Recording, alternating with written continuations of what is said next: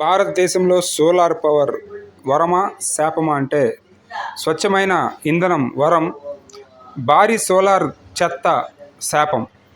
Solar power hit ఇది పర్యావరణానికి ఎంతో మేలు చేస్తుంది, కానీ రాబోయే 20 ఏళ్లలో ఇదే సోలార్ పవర్ అతిపెద్ద ప్రమాదంగా మారబోతుంది.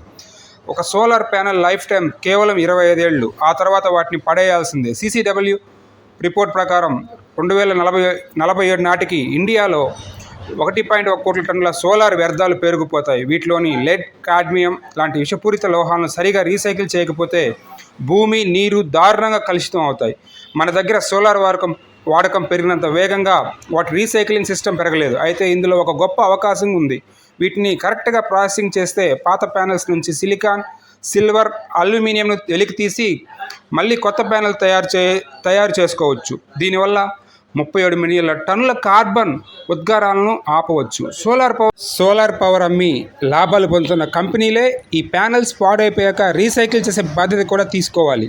లేదంటే స్వచ్ఛమైన ఇంధనం రేపటి తరానికి పెద్ద చెత్త కుప్పగా మారుతుంది.